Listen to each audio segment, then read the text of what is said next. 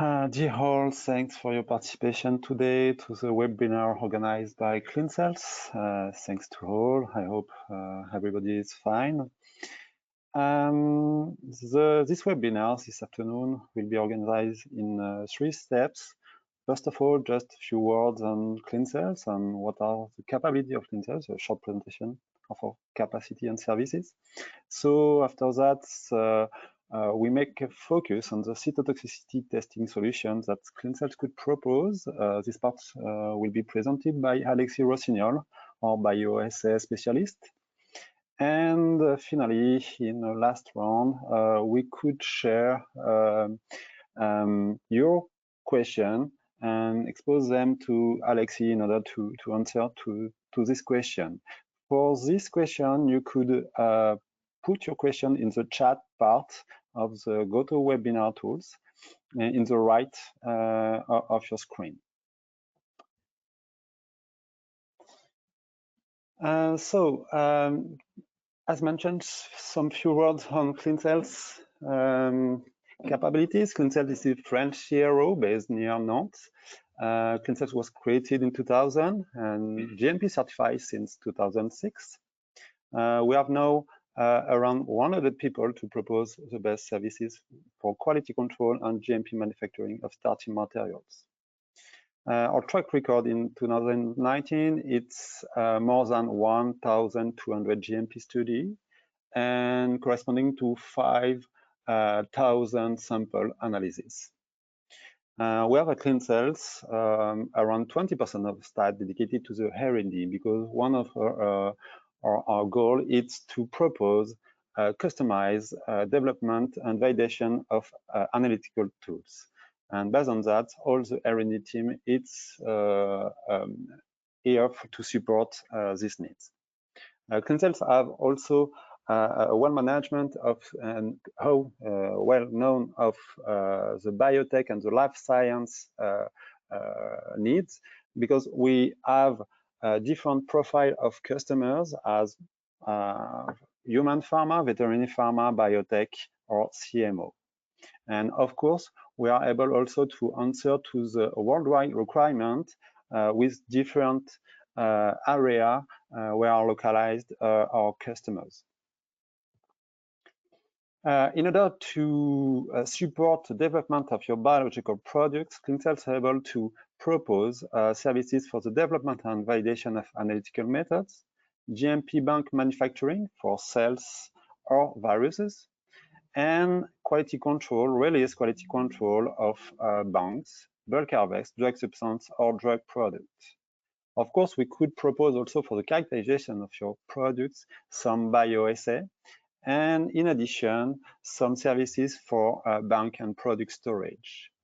At CleanCells, we are able to handle different types of biological products as vaccine, antibodies, cell and gene therapies, or bacteriophage products. Just to focus our antibodies capabilities, as mentioned previously, we are able to propose to our customers manufacturing and testing of master cell bank and working cell bank used for the antibodies production.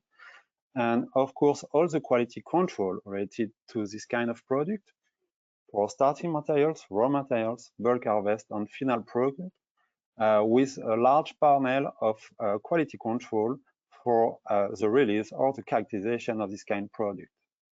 And the last part for these antibodies quality control services, we are able to propose some bioassay as this essay presented today during the webinar, mainly focused for the ADCC, CDC, or apoptosis management monitoring of your products. So now, as mentioned previously, you could ask your question in the right part of the GoToWebinar tools. And after the presentation done by Alexis Rossignol, we could answer to this question with him in order to support your interrogation. Now, I introduce Alexis Rossignol. my colleague, as mentioned previously, bioassay specialist and clean cells. And today he presents to you cytotoxic testing capabilities and solution for RDCC, CDC, and apoptosis that we could propose at Clean Cells for you. Thank you, François. Good afternoon or good morning to everybody. So as François mentioned, my talk today will be about our methods that we have developed for testing cytotoxicity, such as ADCC, CDC, and apoptosis assays. Sorry. So at Clean Cells, we are working in the context of regulatory requirements for therapeutics and for biotherapeutics, and this slide summarizes the requirements that you have to perform for your monoclonal antibody characterizations and quality control. So the first category of characterization is to characterize the physicochemical properties of the antibody, such as its class and subclass, its structure, the content in carbohydrate, in glycosylation sites, and so on. The second part is to characterize its immunological properties, such as affinity, avidity, performing epitope mapping, characterize the CDRs, the cross-reactivity, the immunogenicity of the product. The third part is to perform quantity testing of the assay, detect impurities, the presence of contaminants, such as aggregates, such as HCP, so host cell proteins, sorry, and other process residues, the presence of bacteria, viruses, mycoplasma, and endotoxins, and so on. And the fourth part of the characterization is the biological activity through potency assays. So at Clean Cells, we are historically specialized in the detection of impurities and contaminants, and on the biological activity side, which is, of course, the topic of the talk today, which can be, in the case of monoclonal antibodies, the detection of apoptosis induction, of complement activation, so CDC, or ADCC activity, ADCC for antibody-dependent cellular cytotoxicity. So first of all, what is the definition of a potency assay according to the regulations? Potency is a quantitative measure of a biological activity relevant for the clinical situation of the product. So it's really centralized in this biological activity, and so the availability of a biologically relevant and standardized assay is essential for the regulatory compliance. So if we take as an example the ADCC assay, and we take each of its components to evaluate the impact, their respective impact on the assay variability. We have first the target cell, which will express the target antigen for the antibody. You have the antibody itself, of course, which is the subject of the measurement. You have a cytotoxic cell, which will exert a cytotoxic activity against the opsonized target cell. And you will be able to measure this cytotoxicity through an appropriate readout method. So if the variability of the target cell can be relatively easily managed or controlled, the most critical part on the variability of the assay will be the nature of the cytotoxic cell and of the readout method. So let's begin with the effector cells. Indeed, getting a good effector cell is a key point for the standardization of an ADCC assay.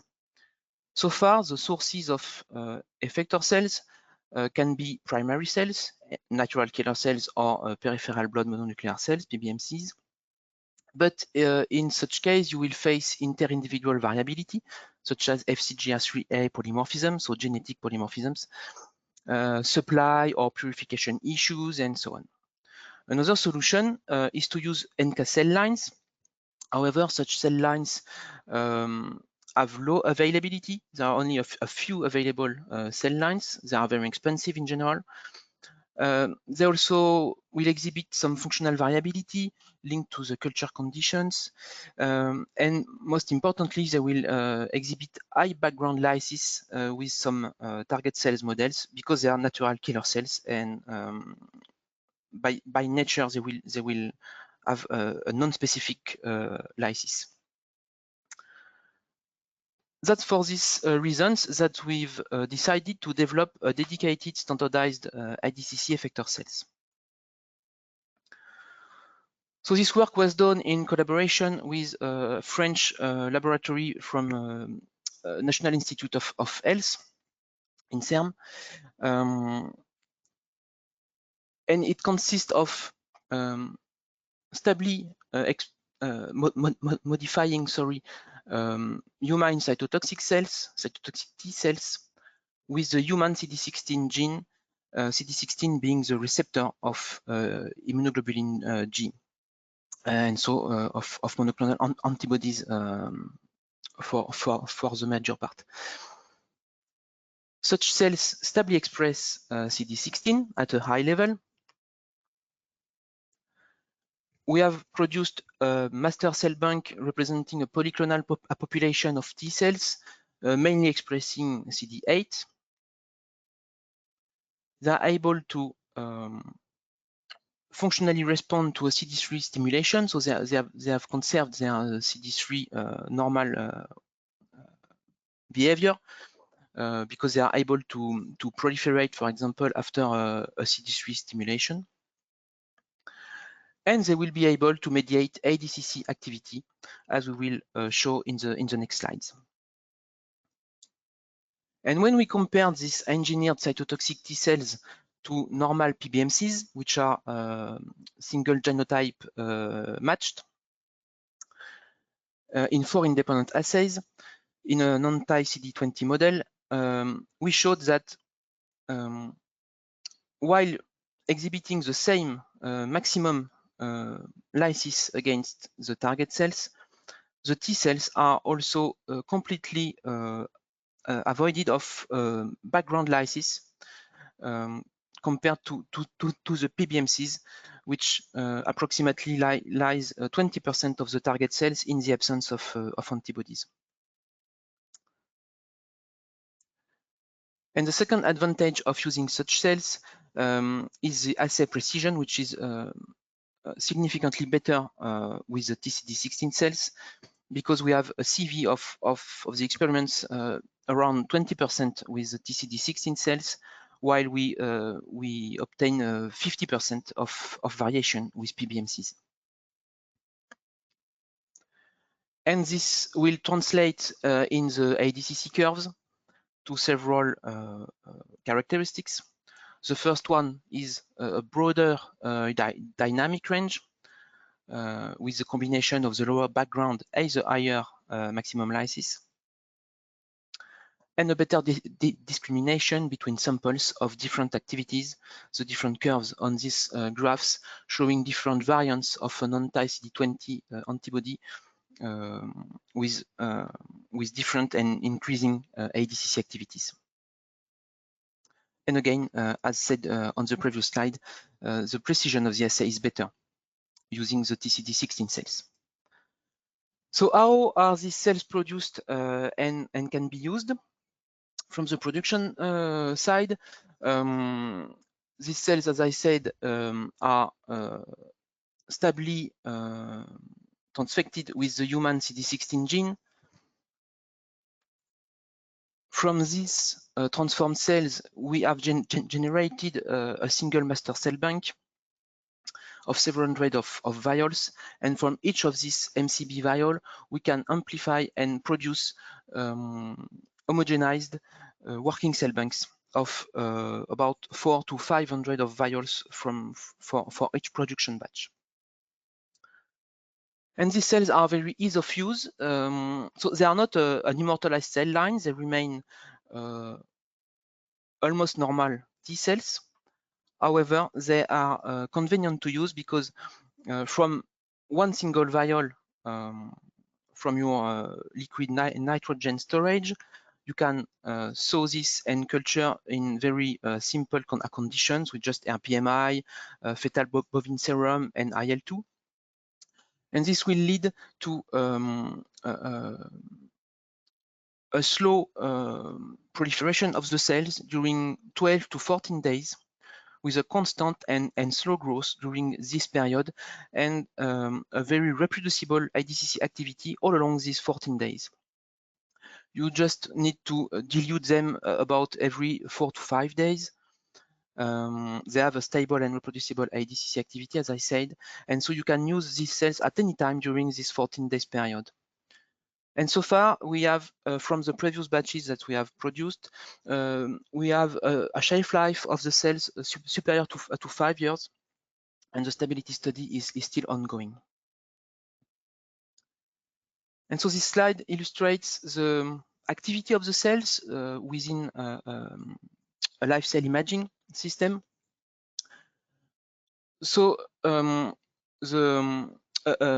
carpet of target cells expressing CD20 have been plated in the culture plates, and we have added on these target cells either no antibody or rituximab, which is an anti-CD20, of course. And then we have added to the culture TCD16 effector cells, which have been labeled with FURA2, which is a dye reacting to the intracellular calcium concentration. And so when the cells are blue, they are inactivated, and when they are orange or red, they have a high intracellular activity. And what we can see is that when the cells are in the absence of antibody, we just observe some blue effector cells. Some are scanning all the carpet of target cells, but they never stop and never activate. In contrast, when we take a look on the culture in the presence of rituximab, we see many activated effector cells, highly activated effector cells also, and we can see in the different red circles some target cells which are shrinking and dying under the action of the effector cells. This example on the upper left side is particularly interesting, where you can see that the target cells is completely shrinking and contracting under the action of the site of only one single effector cell, leading to the complete death of the target cells. So this is a very active mechanism and very living, and so biologically relevant. It's always in this objective of biologically relevance. So now let's talk about our non-radioactive cell death measurement method, which is very complementary of the effector cells. So historically, the best and most sensitive cytotoxicity readout method is the chromium release assay. It's a method dating from the 60s. You will incubate your target cells with 51 chromium, which will enter into the cells, of course, and in the presence of antibody and a cytolytic effector systems, which can be effector cells, which can be complement, and so on. When the target cells are dying, their intracellular content will be released in the supernatant, and so by measuring the radioactivity of the supernatant, you will deduce the percentage of target cells which died. So of course, the advantages of this method is that it is a very sensitive method. In general, the signal over noise ratios are between 5 and 10 or 12. They result in good performance, in very good performances in terms of accuracy and precision for the assay validation, and they have high to medium throughput capacities. However, the big disadvantage, of course, is that they are radioactive, and so they are almost unusable in an industrial context. So we evaluated several non-radioactive alternative methods for measuring the cytotoxicity. So the first kind of such method is a specific target cell labeling of the target cells. Some examples are using calcein or are using the europium or terbium system. However, these methods are dependent of the target cell types because they will depend of the presence of some esterases into the cells to be efficient.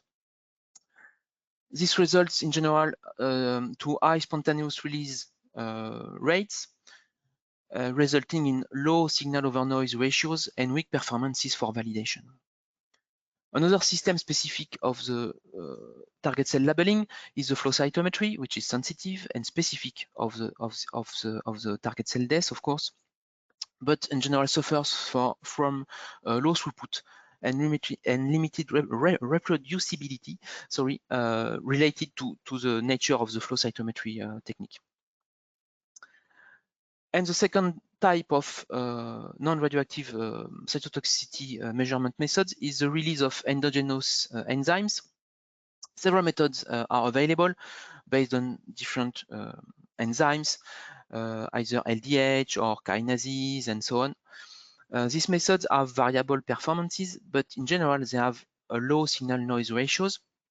And more importantly, they are non-pertinent when two cell types are mixed, which is the case in the ADCC assay, of course, because both cell types will die, and so both cell types will release the enzyme without the possibility to discriminate between the signal provided by the target cells or by the effector cells. So our objectives was to develop a cytotoxicity methods with the following characteristics. It should be non-radioactive and based on an easy-to-use readout system. It should be specific of the target cell lysis, especially in an ADCC assay. The capacity should be at least medium or high throughput screening capacities. And the method should be highly sensitive and should have very good performances sorry, at minimum similar to the chromium release-based assay. So the principle of the assay we have developed is based roughly on the same than chromium release. We have genetically transformed target cells to express a luminescent reporter molecule, and this molecule will be released when the antibody will in the presence of antibody and of the cytolytic system, releasing the enzyme into the supernatant, and by measuring the luciferase activity of the supernatant, we will deduce the percentage of dying target cells. So of course, this genetic transformation is longer compared to chromium, but this assay has really been developed in the objective of a biotherapeutic monoclonal antibody development. Is really developed with a long-term perspective, which is more efficient or more stable with transformed target cells, genetically transformed target cells. If you want to see more details about these methods, it has been published in MABS in 2017, and it's also a patented method. So the first characteristic that we wanted to show you in this webinar is the linearity of the signal. So we transformed either suspension cells, B lymphoma cells, RAG cells, or an adherent cell line, the SCOF3 cell line, and we plated between 500 to 3,000 cells per well, and measured the spontaneous release, which is the white points, or the maximum lysis after lysis with Triton in the wells, which is the black line. We can see a very nice linearity between the different conditions, resulting in very good signal noise ratios, superior to 7 in general, and very interestingly, when you want to save some cells and to test more conditions with less cells, the method is efficient and suitable with less than 500 cells per well. The second characteristic was to test the biological relevance of the method. So we induced apoptosis in rigid cells, either by exposing the cells to staurosporine, so to an apoptosis inducing drug, or to expose the cells to ultraviolet. And we measured the percentage of dead cells, either through the luminescence method by sampling some supernatant, or directly in the cell pellet by flow cytometry.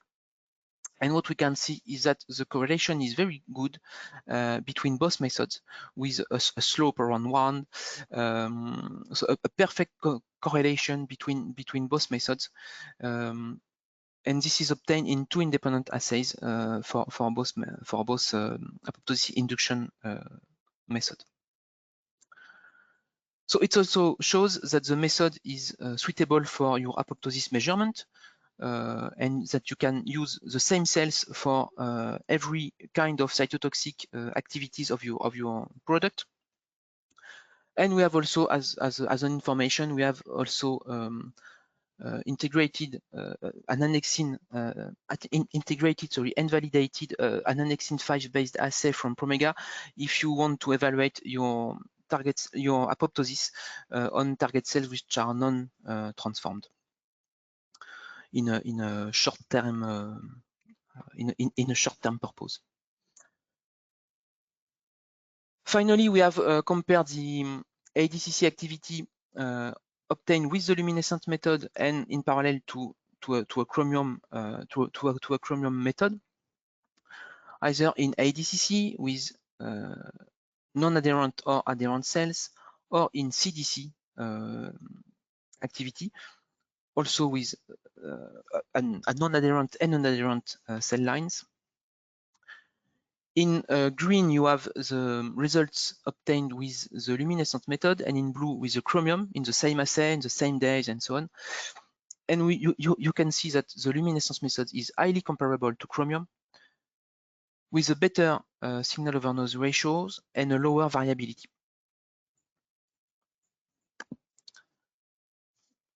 And last point, we also wanted to bring you a proof of concept. So it's only preliminary results, but to show you that the method is also suitable for CAR T-cell testing. We have tested 2 different production batches of CAR T-cells against a B lymphoma cell line, and in 2 independent assays each time. And what we can see is that the method is also suitable for testing and for revealing the cytotoxicity mediated by CAR T cells, with very decent variations between replicates and between assays. So to summarize, this method is suitable for testing ADCC potency, CDC, apoptosis, and also CAR T cells potency. The advantages are the standardization of the method, especially in the case of ADCC, by the use of a standardized effector cell banks. It's also an easy to use and non-radioactive method. The expected usage, or the usage achievable with these methods, are the screening of drug candidates or the ranking of activities for different candidates. It's also potency testing for lot release, or the comparison between a biosimilar and the Princeps antibody. What we can do at CleanCells is developing an assay from scratch, from the evaluation of target cells to the optimization of experimental condition and assay characterization. We can also validate the assay if needed in your context. We can also perform the assay either using the chromium method, which is rapid and for screening of different target cell lines, for example, or using the luminescence method, which needs more time to develop because we need to modify the cells, of course, but which is available then for a GMP upgrade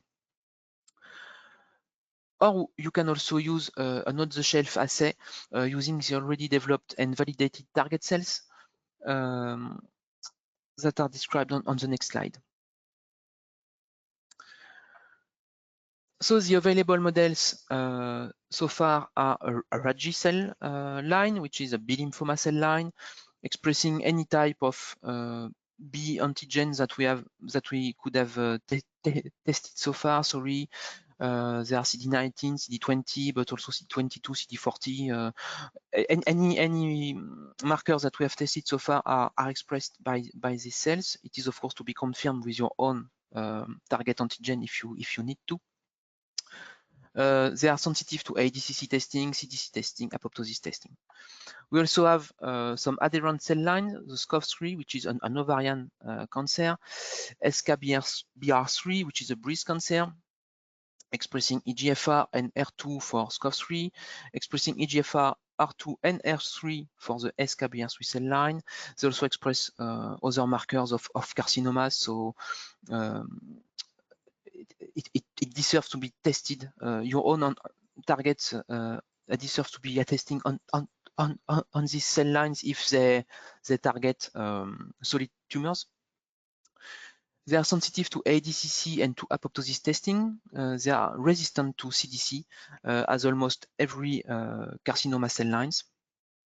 And you also have a CHO expressing cell line, expressing uncleavable TNF-alpha. For testing, so anti-TNF-alpha antibodies sensitive to ADCC, CDC, or apoptosis. This we can also develop on-demand specific target cell lines, and we can also perform GMP development and validation if needed. The standardized ADCC effector cells are available as vials, individual or by batches that we produced specially for you, which are shipped to the customer's labs. Or they're also available through a service in Clean Cells for chromium release assay or for the luminescent method. So that's all for this presentation. So thank you for your attention. The recording of the slideshow will be sent to participants.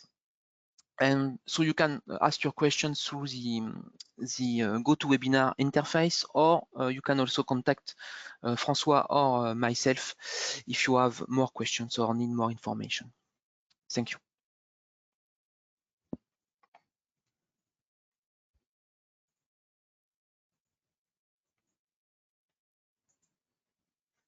Thanks, Alexis, for this very good presentation for capabilities for cytotoxicity assay, for the characterization of drug candidates or lot release of drug products.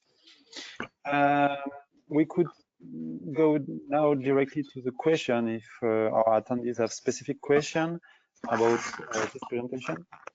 The first one, Alexis, it is this cells model, this methodology of analysis. Could we apply and could we determine the ADCP, antibody-dependent cellular phagocytosis, determination with this model? No, phagocytosis is very specific assay development.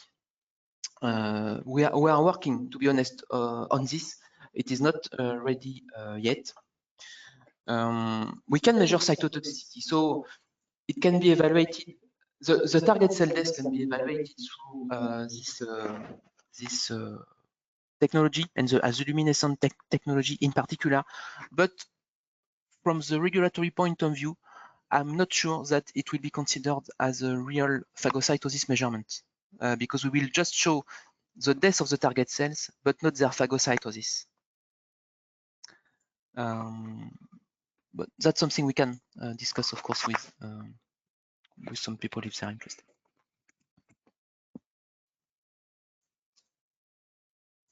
Okay, thanks for this answer, Alexis. Another point that we could have as question, it's what is the advantage of our technology or methodology in comparison to the commercial kits that we could find with other distributor? Because that is true. Yes, we have in-house develop and validated method with in-house cell model, and based on that, we have observed difference in our advantage for us. But could you explain perhaps some difference that you observed? Yeah, so it depends on the kind of kits which is targeted by the question. If we, for example, if we compare to the Promega ADCC kit, we have a direct measurement of target cell death. The JURCAT CD16 model from Promega measures the effector cell activation in the presence of antibody and target cells. However, it's an indirect method. It's not guaranteed in a specific model that the activation of the effector cell will be completely correlated to the target cell death. Target cells could have developed some resistance mechanisms, for example, to resist to this the lysis, even if the effector cells are activated. After that, there is some other available kits. The one I've cited in the presentation. If you compare to Calcein or to Europium and Terbium assays, I didn't show this slide. If the person who asks the question is interested, he can ask, and we can share these slides. But we have compared to Calcein and to Europium Terbium assays from Perkin Elmer.